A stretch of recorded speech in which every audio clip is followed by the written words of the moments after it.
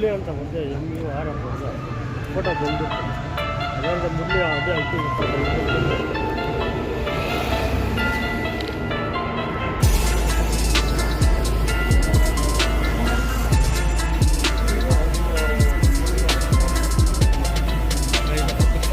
Video ತಗೊಳ್ರಿ.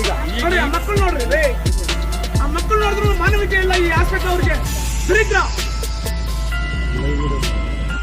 ತೀವ್ರ ಜ್ವರದಿಂದ ಬಳಲುತ್ತಿದ್ದ ರಮೇಶ್ ಎಂಬುವರನ್ನು ಮಹದೇವಪುರ ಕ್ಷೇತ್ರದ ITPL ಬಳಿಯ ಆಸ್ಟರ್ ಆಸ್ಪತ್ರೆಗೆ ದಾಖಲು ಮಾಡಲಾಗಿದ್ದು, ಮುಂಗಡವಾಗಿ 50,000 ಹಣ ಪಾವತಿ ಮಾಡಲಾಗಿದ್ದು, ಅವರ ಆರೋಗ್ಯ ಸಂಪೂರ್ಣ ಹದಗೆಟ್ಟಿದೆ. ಚಿಕಿತ್ಸಾ ವೆಚ್ಚ 8.5 ಲಕ್ಷ ರೂಪಾಯಿ ಕಟ್ಟುವಂತೆ ದುಬಾರಿ ಬಿಲ್ಲು ನೀಡುತ್ತಿದ್ದಾರೆ ಎಂದು ರಮೇಶ್ ಪತ್ನಿ ಲಕ್ಷ್ಮಿ ಆರೋಪಿಸಿದ್ದಾರೆ.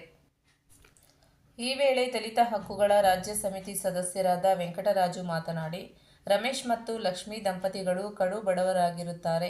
ರಮೇಶ್ ಜ್ವರದಿಂದ ಬಳಲುತ್ತಿರುವ ಕಾರಣ ಆಸ್ಟರ್ ಆಸ್ಪತ್ರೆಗೆ ಪತ್ನಿ ಲಕ್ಷ್ಮಿ ದಾಖಲು ಮಾಡಿದ್ದು, ಚಿಕಿತ್ಸೆ ಫಲಕಾರಿಯಾಗದೆ ಹಾಗೂ ದುಬಾರಿ ಬಿಲ್ಲು ಕಟ್ಟುವ ಬದಲು ಸರ್ಕಾರಿ ಆಸ್ಪತ್ರೆಗೆ ಸೇರಿಸುವುದಾಗಿ ತಿಳಿಸಿದರು.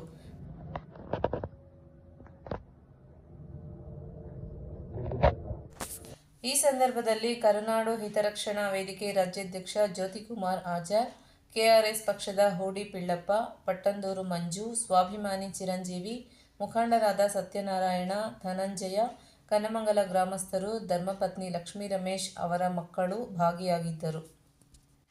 ತುಂಬ ಕಷ್ಟ ಆಗ್ತೈತೆ. ನಾನು ಬಾಡಿಗೆ ಮನೆಗಿರೋದು, ಮನೆ ಕೆಲಸಕ್ಕೆ ಹೋಗೋದು. ಕೇಳಿದ್ರೆ ಅಮೌಂಟ್ ಕಟ್ಬಿಟ್ಟು ತಗೊಂಡೋಗಿ ಅಂತವ್ರೆ. ನಮ್ಮ ಕೈಯಾಗ ಆಗ್ತಾ ಇಲ್ಲ. 8.5 ಲಕ್ಷ ಹಾಕವ್ರೆ, 50,000 ಕಟ್ಟಿದ್ದೀವಿ. ಟ್ರೀಟ್ಮೆಂಟ್ ಮಾಡ್ತೀನಿ ಅಂತ ಹೇಳ್ತವ್ರೆ, ಆದರೆ ಬಾಡಿ ತುಂಬ ಕ್ರಿಟಿಕಲ್ ಆಗಿದೆ. ನಮಗೆ ಡೌಟ್ ಇದೆ. ಅವರು ಬದುಕಿದ್ದಾರೆ ಅಂತಾರೆ, ಆದರೆ ನಮಗೆ ನಂಬಿಕೆ ಇಲ್ಲ. ನೋಡಕ್ ಬಿಡ್ತಾ ಇದ್ದಾರೆ, ಆದರೆ ನಮಗೆ ನಂಬಿಕೆ ಇಲ್ಲ. ನಮಗೆ ಕೊಟ್ಬಿಡಿ ಅಂದ್ರೂ ಅವರು ಅಮೌಂಟ್ ಕಟ್ಬಿಟ್ಟು 50% ಅವರು ಬದುಕಿದ್ದಾರೆ ಅಂತ ಹೇಳ್ತೀನಿ. ಇನ್ನು 70% ಅವರು ಜೀವ ಇಲ್ಲ. ಅವ್ರಿಗೆ 10 ಜನದಲ್ಲಿ ಒಂದು 2-3 ಹಿಂಗೆ ಬರುತ್ತೆ. ಅದರಲ್ಲಿ ಇದು ರಿಕವರ್ ಆಗಿರೋದು 10 ಜನದಲ್ಲಿ ಒಬ್ಬರಿಗೆ ಉಳಿಯೋದು ಇಂಥ ಕಾಯಿಲೆ ಇದು. ಅದೇ ಸ್ಕಿನ್ ಏನೋ ಇನ್ಸ್ಪೆಕ್ಷನ್ ಆಗಿದೆ, ಅದು ಇದು ಅವರೇನೋ ಹೊಸ ಕಾಯಿಲೆಗಳೆಲ್ಲ ಹೇಳಿದ್ರು. ಆ ಕಾಯಿಲೆಗಳ ಹೆಸರುಗಳೆಲ್ಲ ನಮಗೆ ಗೊತ್ತೇ ಇಲ್ಲ. ಆ ರೀತಿಯಾದಂಥ ಮಾಹಿತಿಗಳು ಕೊಟ್ಟರು. ಆದರೆ ನಾವು ಕೌನ್ಸಿಲಿಂಗಲ್ಲಿ ನಾವು ಅವ್ರ ಹತ್ರ ಏನೂ ಮಾತಾಡಲಿಲ್ಲ. ಆಮೇಲೆ ಅವ್ರ ಕುಟುಂಬದ ಹತ್ರ ನಾವು ಚರ್ಚೆ ಮಾಡಿದ್ವಿ. ಏನಪ್ಪ ಈಗ ಏನು ಮಾಡೋಣ ಅಂದರೆ, ಅವರು ಪಾಪ ಇಲ್ಲಿ ಕಾಫಿ ಟೀ ಕುಡಿಯೋದಕ್ಕೆ ಕೂಡ ಯೋಚನೆ ಮಾಡ್ತಾವ್ರೆ. ಆ ಮಟ್ಟಕ್ಕೆ ಇದ್ದಾರೆ ಆ ಬಡವರು. ಕಾಫಿ ಟೀ ಕುಡಿಯೋದಕ್ಕೆ ಕೂಡ ಯೋಚನೆ ಮಾಡ್ತಾವ್ರೆ. ಅಂಥ ಜನದ ಹತ್ರ ಇವತ್ತು 8 ಲಕ್ಷ 9 ಲಕ್ಷ ಕಟ್ಟುವಂಥ ಸಾಧ್ಯತೆ ಎಲ್ಲಿದೆ? ಈಗ ನಮ್ಗೆ ಸಾವಾದರೂ ಪರವಾಗಿಲ್ಲ, ಬದುಕಾದರೂ ಪರವಾಗಿಲ್ಲ, ನಮ್ಮ ಪೇಷಂಟ್ ಕೊಡಿಸ್ಬಿಡ್ರಿ, ದಯಮಾಡಿ ನೀವು ಹೋರಾಟಗಾರರೆಲ್ಲ ನಮ್ಗೆ ಸಹಾಯ ಮಾಡಿರಿ ಅಂತ ನಮ್ಮ ಹತ್ರ ರಿಕ್ವೆಸ್ಟ್ ಮಾಡಿದಾಗ ನಾವು ಅವ್ರ ಹತ್ರ ಕೇಳಿದ್ವಿ. ನೋಡಿ ಸರ್, ನಮ್ಮ ಹತ್ರ ದುಡ್ಡೇ ಇಲ್ಲ, ಅವರು ಬಡವ್ರ ಹತ್ರ, ದಯಮಾಡಿ ನಮಗೇನೋ ನೀವು ಸಹಾಯ ಮಾಡಿರಿ ರಿಕ್ವೆಸ್ಟ್ ಮಾಡಿದ್ವಿ. ನಾವೇನು ದುಂಡಾವರ್ತಿಯಾಗಿ ಅವ್ರ ಹತ್ರ ಮಾತಾಡಲಿಲ್ಲ, ರಿಕ್ವೆಸ್ಟ್ ಮಾಡಿದ್ವಿ. ನಮ್ಮ ದಯಮಾಡಿ ಬಡವರಿಗೆ ಅವ್ರ ಬಾಡಿ ಕೊಟ್ಬಿಡ್ರಿ, ಬಾಡಿ ಎಲ್ಲ ಪೇಷಂಟೇ ಕೊಟ್ಬಿಡಿ, ಅವ್ರ ಅನುಕೂಲ ಇರೋ ಜಾಗದಾಗ ತೊಗೊಂಡೋಗ್ತಾರೆ, ಎಲ್ಲೋ ಅವರು ಟ್ರೀಟ್ಮೆಂಟ್ ಕೊಡಿಸ್ಕೊತಾರೆ ಅವ್ರ ಅನುಕೂಲ ಜಾಗದಾಗ. ದಯಮಾಡಿ ಅವ್ರ ಹತ್ರ 1 ರೂಪಾಯಿ ಇಲ್ಲ, ಸಹಾಯ ಮಾಡಿ. ಇದೊಂದು ಬೇಸ್ ಅಂತ ಮಾಡಿಕೊಂಡು ಇವತ್ತು 9 ಲಕ್ಷ ರೂಪಾಯಿ ಬಿಲ್ ಕೇಳ್ತಾ ಇದ್ದಾರೆ ಅವ್ರ ಹತ್ರ. ಇವತ್ತು ಅವರು ಹೆಂಡತಿ ಬಂದು ಪಾಪ ಕೂಲಿ ಮಾಡ್ಕೊಂಡು ಮನೆ ಕೆಲ್ಸಕ್ಕೆ ಹೋಗಿ ಮನೆ ಕೂಲಿ ಕೆಲಸ ಮಾಡಿಕೊಂಡು ಜೀವನ ಸಾಗಿಸ್ಕೊಂಡಿರೋಂಥ ಹೆಂಡತಿ ಪಾಪ ಅವರು. ಅವನು ಬಂದು ಪಾಪ ಹುಡುಗ ಮಗ್ಗ ಬಿಡ್ತಾನೆ, ಪವರ್ ಲೂಮ್ಸ್ ಅಂತಿದೆ, ಮಗ್ಗ ಬಿಡೋವಂಥ ನೇಕಾರ ಹುಡುಗ ಪಾಪ. ಇವತ್ತು ಅವ್ರ ಹತ್ರ ಅಷ್ಟು ಸಾಧ್ಯವಿಲ್ಲ ಪಾಪ. ಈ ಹಾಸ್ಪಿಟ್ಲ್ ಬಂದು ಮ್ಯಾನೇಜ್ಮೆಂಟ್ ಹತ್ರ ನಮ್ಮ ಬಗ್ಗೆ ಎಲ್ಲ ಹೇಳಿದ್ರು. ಮ್ಯಾನೇಜ್ಮೆಂಟ್ ಅವ್ರ ಹತ್ರ ನಾವು ವೆಂಕಟರಾಜ್ ಅವರನ್ನು ಹೋಗಿ ಮಾತಾಡಿದಾಗ ಮ್ಯಾನೇಜ್ಮೆಂಟ್ ಅವರು ಏರು ಧ್ವನಿಯಲ್ಲಿ, ಚೆನ್ನಾಗಿ ಅರ್ಥ ಮಾಡ್ಕೊಳ್ಳಿ ಈ ವಿಚಾರನ, ತಾವು ಮಾಧ್ಯಮದವರು ಇದು ಪ್ರಸ್ತಾಪ ಆಗಬೇಕು, ಏರು ಧ್ವನಿಯಲ್ಲಿ ನೀನು CM ಹತ್ರ ಹೋದ್ರೂ, ಮೆಡಿಕಲ್ ಮಿನಿಸ್ಟರ್ ಹತ್ರ ಹೋದ್ರೂ, THO DHO AH ಹತ್ರ ಹೋದ್ರೂ ನೀವೇನು ಮಾಡೋಕ್ಕಾಗಲ್ಲ, ಬಿಲ್ ಕೊಟ್ಬಿಟ್ಟು ಬಾಡಿ ತೊಗೊಂಡೋಗ್ರಿ ಅಂತ ಓಪನ್ ಆಗಿ ಹೇಳ್ತಾ ಇದ್ದಾರೆ ಒಂದು ವ್ಯಕ್ತಿ. ಆ ವ್ಯಕ್ತಿ ಹೆಸರು ನಮಗೆ ಗೊತ್ತಿಲ್ಲ.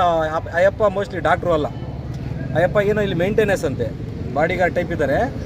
ಅಯ್ಯಪ್ಪ ನಮ್ಗೆ ಗೊತ್ತಿಲ್ಲ, ಡಾಕ್ಟ್ರ್ ಅಲ್ಲ ಅಯ್ಯಪ್ಪ. ಇವರೇ ಹೇಳಿದ್ರೆ ನಮ್ಮ ಸ್ಥಳೀಯ ನಿವಾಸಿ ಕನ್ನಮಂಗಲದವರು ರಮೇಶ್ ಅಂತೇಳಿ ಕೆಲ ದಿನಗಳ ಹಿಂದೆ ಈ ಹಾಸ್ಪಿಟಲ್ ಅಡ್ಮಿಟ್ ಆಗಿದ್ರು. ಬರಬೇಕಾದ್ರೆ ವ್ಯಕ್ತಿ ಆರಾಮಾಗಿ ನಡ್ಕೊಂಡು ಬಂದಿದ್ದಾರೆ. ಅವರು ದುರದೃಷ್ಟ ಏನೋ ಗೊತ್ತಿಲ್ಲ, ಮತ್ತೆ ಕಿಡ್ನಿ ಫೇಲ್ಯೂರ್ ಅಂತೇಳಿ, ಮತ್ತೆ ಅದರಿಂದ ಮತ್ತೊಂದು ಮಗದೊಂದು ಅಂತ ಎಲ್ಲ ಕಾಯಿಲೆಗಳು ಬಂದು ಇವತ್ತು ಅವರ ಕಂಡೀಷನ್ ಏನಿದೆ ಅಂದರೆ ಫುಲ್ ನಿಲ್ಲಾಗ್ಬಿಟ್ಟಿದ್ದಾರೆ. ಏನಂತ ಹೇಳಿದ್ರೆ, ಇವತ್ತು ವಿಚಾರ ಅವರ ಕುಟುಂಬದವರು ತೀರಾ ಬಡವರಾಗಿರೋದ್ರಿಂದ ಇವತ್ತೇನು ಅವ್ರ ಕೈಯಲ್ಲಿ ಏನು ಕಟ್ಟೋದಕ್ಕಾಗ್ತಾ ಇಲ್ಲ. ಬಿಲ್ಲು ಎಷ್ಟಾಗಿದೆ ಅಂತ ಹೇಳಿದ್ರೆ 10 ಲಕ್ಷ ಅಂತ ಹೇಳ್ತಾ ಇದ್ದಾರೆ. ಇವತ್ತು 10 ಲಕ್ಷ ನೆನೆಸ್ಕೊಂಡ್ರೆ ನಮ್ಮ ಮೈ ಜುಮ್ ಅನಿಸುತ್ತೆ. ಯಾಕಂದರೆ ದುಡಿತಾ ಇದ್ದಂಥ ವ್ಯಕ್ತಿ ಆ ವ್ಯಕ್ತಿ ಹೊರಗಡೆ ಬಂದಿದ್ರೆ ಸಾಲನ ಸೋಲ ಮಾಡಿ ಏನೋ ಒಂದು ಮಾಡ್ತಾ ಇದ್ವಿ, ನಾವು ಸಂಘಟನೆಲ್ಲ ಕೈ ಜೋಡಿಸಿ ನಾವು ಸ್ವಲ್ಪ ಮೊತ್ತವನ್ನು ಅವ್ರು ಕಲೆ ಹಾಕಿ ಹಾಸ್ಪಿಟ್ಲಿಗೆ ಕೊಡೋಣ ಅಂತ ಒಂದು ಮನೋಭಾವ ಇತ್ತು. ಇವತ್ತು ತುಂಬ ಅವರು ನಿಲ್ಲಾಗಿರೋದ್ರಿಂದ ಇವತ್ತು ಬೇರೆ ಒಂದು ಸರ್ಕಾರಿ ಆಸ್ಪತ್ರೆ ಕರೆದೊಯ್ಯೋಣ ಅಂತೇಳಿ ನಾವೆಲ್ಲ ತೀರ್ಮಾನ ಮಾಡಿ ಇವತ್ತು ಏನು ನಮ್ಮ ಹಾಸ್ಪಿಟ್ಲ್ ಮುಖ್ಯಸ್ಥರ ಹತ್ರ ಇಷ್ಟೊತ್ತು ಚರ್ಚೆ ಮಾಡಿದ್ದೀವಿ. ಮೊದಲನೇ